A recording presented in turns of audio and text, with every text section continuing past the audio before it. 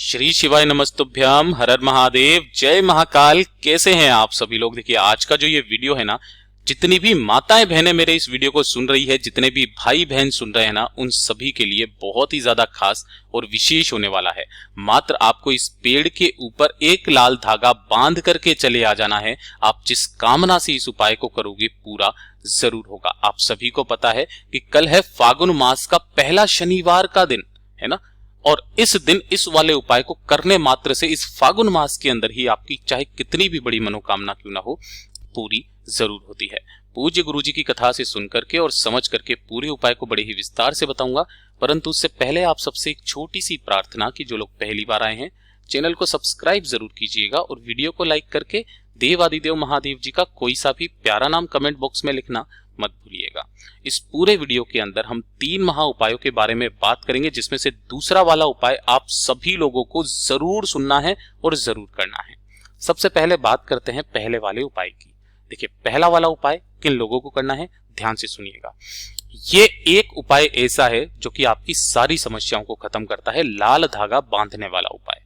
ठीक है, देखिए अगर आपके जीवन में धन की बहुत ज्यादा कमी आपको लगती है, धन आ ही नहीं रहा है, तो धन दौलत को बढ़ाने के लिए, अपनी शोहरत को हासिल करने के लिए, ठीक है। तीसरे नंबर पर अगर आपके मान सम्मान में कमी आ रही है ना, तो आपके मान सम्मान में वृद्धि करने के लिए, जिस जगह पर आप काम करते हो वहां पर आपकी बात का महत्व हो, आपकी मोहल्ले में इज्जत हो, घर में इज्जत हो, तो अपने मान सम्मान में वृद्धि के लिए और साथ ही साथ जीवन में उन्नति के लिए, जीवन में तरक्की पाने के लिए इस उपाय को किया जाता है। ठीक है, साथ ही साथ पूज्य गुरुजी के खुद के वचन है कि अगर कोई स्त्री इस उपाय को करती है, स्त्री है ना, जिसका विवाह नहीं हुआ हो, तो उसे मन चाहे वर की भी प्राप्ति होती है, मन चाहे वर की प्राप्ति होती है। अब ध्यान से सुनिएगा, उपाय आपको करना है शनिवार के दिन। इसके लिए आपको चाहिए होगा 1 लोटा शुद्ध जल अपने घर का। ठीक है, 1 लोटा शुद्ध जल लेना। इसी के साथ में आपको लेने होंगे गिन करके 7 चावल।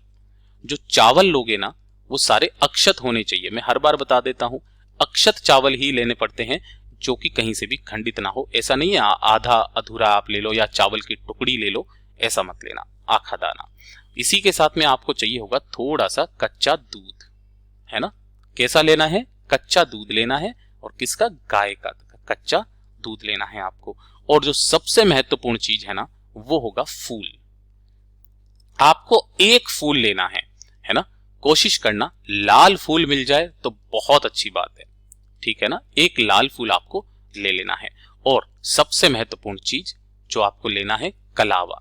अगर आपको कलावा मिल जाए तो कलावा ले लो। कोई लोग इसे मोली भी कहते हैं, जो कि सूती धागा जो होता है ना लाल कलर का, इस तरीके से ये ले लेना है।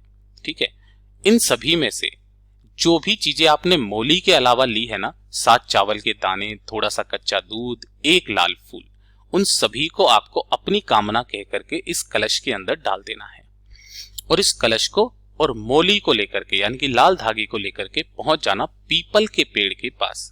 सुबह से लेकर शाम तक शनिवार के दिन किसी भी समय इसे लेकर के चले जाना, है ना। वहां पर चले जाने के पश्चात कोशिश करना कि एक दीपक जरूर लेकर के जाएं, गोल बत्ती का, गाय के घी का, ठीक है ना।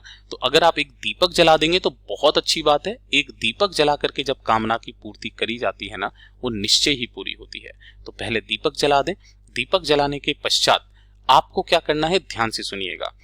जो भी आपने उस कलश में लिया है ना, उस कलश के जल को इस पीपल के पेड़ में आपको समर्पित करना है। ओम नमः शिवाय, श्री शिवाय नमस्तुभ्यम पंचाक्षरी मंत्र या षडाक्षरी मंत्र का स्मरण करते हुए अपने दोनों हाथों से, आपका जो मुख होना चाहिए वो उत्तर दिशा की तरफ होना चाहिए, ये चीज ध्यान दीजिएगा। इतना हो गया। इतना होने के पश्चात आपने जो मोली ली है वो कितनी लेनी है, तो ध्यान से सुनिएगा। आपको जो मोली लेनी है वो आपको अपनी लंबाई के बराबर की मोली लेनी है।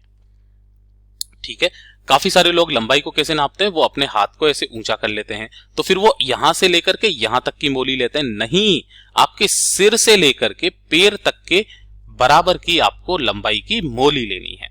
और इस मोली को अपनी कामना कह करके इस वृक्ष के चारों तरफ ऐसे करके आपको पिरो देनी है।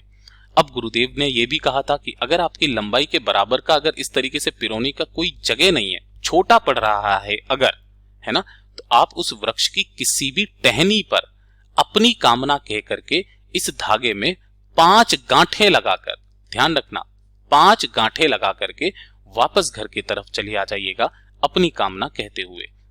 कोशिश करना 11 परिक्रमा इस वृक्ष की जरूर कर लीजिएगा।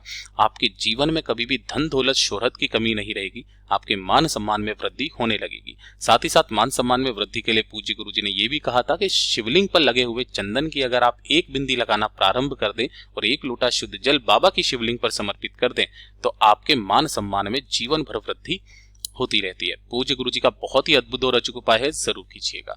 अब बात कर लेते हैं दूसरे वाले उपाय की, जिसके लिए मैंने आपको कहा था। देखिए दूसरा वाला उपाय किन लोगों को करना है, अगर आपका बहुत बुरा वक्त चल रहा है ना, बुरा वक्त से मतलब है कि जीवन में कुछ भी हासिल नहीं हो रहा है, ना तरक्की हो रही है, ना उन्नति हो रही है, कार्य में हाथ डालते हो सफलता नहीं मिल रही है, नौकरी नहीं लग रही है, घर वाले ताने मार रहे हैं, आपको लगता है आपका जीवन में कोई है ही नहीं, आप अकेला फील करते हो, तो शनिवार के दिन एक काम कीजिएगा। आपको एक दीपक तैयार करना है। गुरुदेव ने अब इस वाले उपाय के लिए ये तो नहीं कहा कि आपको गोल बत्ती का या लंबी बाती का दीपक, है ना, तो उन्नति पाने के लिए आप यहां पर क्या कीजिएगा, लंबी बाती का दीपक ले लेना और इसी के अंदर लगा देना गाय का घी। ठीक है, गाय का घी इसके अंदर भर देना। और अब जो भी व्यक्ति परेशान है ना, उस परेशान व्यक्ति को लेनी होगी एक काजल की डिब्बी।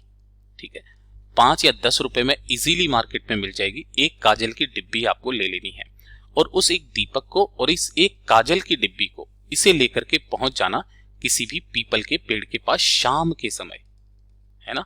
शनिवार के दिन प्रदोष काल का समय, जो शाम का समय होता है ना, बहुत उत्तम माना जाता है। उस वक्त में यहां पर जाना। सबसे पहले आपको करना क्या है, जो भी आपने एक काजल की डिब्बी ली है, उस काजल की डिब्बी को आपको क्या करना है, अपने सिर के ऊपर से 21 बार उसार कर, है ना, 21 बार उसार कर जो एक गड्ढा आप खोदोगे और उस गड्ढे के अंदर उस काजल की डिब्बी को दबा देना और ऊपर से 2 पत्थर रख देना। ठीक है, ये काम कर दोगे। इससे पहले आपको एक दीपक यहां पर प्रज्वलित कर देना है और जो दीपक आप रखोगे उस दीपक की जो बत्ती होगी वो पेड़ की तरफ होगी। इसके नीचे कुछ न कुछ आसन जरूर लगा दीजिएगा। अपनी कामना कह करके दीपक लगा करके इस काजल की डिब्बी को 21 बार उसार करके अपने सिर पर से एक गड्ढे में दबा देना और अपनी कामना कह करके वापस घर की तरफ चले आ जाना। उसी वक्त से आपके समय बदल जाएगा, आप जीवन में तरक्की करना स्टार्ट कर दोगे। पूज्य गुरु जी का बहुत ही अद्भुत और अचूक उपाय है, जरूर कीजिएगा। अब बात कर लेते हैं तीसरे वाले उपाय की और आज के इस वीडियो का सबसे आखिरी अंतिम उपाय। देखिए ये किसके लिए, अगर आपके शत्रु बहुत ज्यादा है ना, पहला। दूसरा, अगर आपका कोई कार्य है जो बनते बनते रुक जाता है, बनते बनते कार्य नहीं हो पाते हैं, तो अपने कार्य की सिद्धि के लिए। दूसरा, जीवन में अगर परेशानियां खत्म होने का नाम ही नहीं ले रही है, कोई व्यक्ति विशेष आपके जीवन में परेशानियां बार बार डाले जा रहा है, या फिर शनि की ढैया चल रही है, शनि की 7.5 चल रही है, तो आपको शनिवार के दिन इस उपाय को करना है। देखिए आपको लेने होंगे थोड़े से काले तिल, 1 चुटकी काले तिल आपको लेने हैं, चाहे कितने भी आ जाएं कोई दिक्कत नहीं है। आपको एक दीपक तैयार करना है। दीपक जो होगा ये एकदम नया दीपक होना चाहिए, जिसमें अभी तक एक भी बार बाती ना लगाई गई हो। ठीक है, इसके अंदर आपको गोल बाती लगानी है और इसे पूरा का पूरा भरना होगा आपको सरसों के तेल से। ठीक है, मैं यहाँ पीला पीला कर देता हूं, आपको समझ में आएगा। आपको इसे भरना होगा सरसों के तेल से। ठीक है, अब काले तिल और इस दीपक को लेकर के या तो आप किसी भी शनि महाराज जी के मंदिर चले जाइए और या फिर आप किसी भी पीपल के पेड़ के पास शाम के समय पर, है ना, प्रदोष काल में चले जाइए। यहां जाने के पश्चात उस दीपक को आपको यहां पर प्रज्वलित कर देना है। थोड़े से जो तिल लिए है ना, वो काले तिलों का आसन यहां पर जरूर लगा देना और इस दीपक को प्रज्वलित कर देना। बाकी के जो तिल हैं उन्हें आपको अपने दाहिने हाथ में रखना है। रखने के पश्चात उस व्यक्ति विशेष के बारे में सोचना है जो आपके कार्य में बाधा डालता है, या फिर अगर आपकी शनि की 7.5 चल रही है, शनि की ढैया चल रही है, जीवन में परेशानियां बहुत ज्यादा हो रही है, कोई कार्य पूरा नहीं हो रहा है, उसकी कामना करते हुए काले तिलों को आपको इसी दीपक के अंदर डाल देना है। 2 मिनट वहां बैठ करके आपको शनि चालीसा का और साथ ही साथ हनुमान चालीसा का पाठ जरूर करना है। शनि चालीसा या फिर हनुमान चालीसा का पाठ जरूर करना है। इसका क्रम पूज्य गुरुजी ने बताया था, जो मैं इससे पहले वाले वीडियो में बता चुका हूं। जाकर के उस वाले वीडियो का सबसे अंतिम उपाय जरूर सुनिएगा। बहुत ही इंटरेस्टिंग सी कहानी है, तो आप सभी लोगों को जरूर सुननी चाहिए कि क्यों शनि चालीसा के बाद हनुमान चालीसा का पाठ करना जरूरी होता है। और जो भी हनुमान जी की सेवा करता है, उनका भक्त होता है, उन्हें कभी भी शनि की दैया परेशान नहीं करती। पूज्य गुरुजी ने जैसा अपनी कथाओं में बताया, वैसा आसान भाषा में आपको बताने का संपूर्ण प्रयास किया। वीडियो अगर पसंद आया हो तो लाइक जरूर करना, साथ ही साथ चैनल को सब्सक्राइब जरूर कीजिएगा। मैं आपसे मिलता हूं अगली वीडियो में, तब तक के लिए ओम नमः शिवाय, जय महाकाल, जय शिव शंकर, श्री शिवाय नमस्तुभ्यम।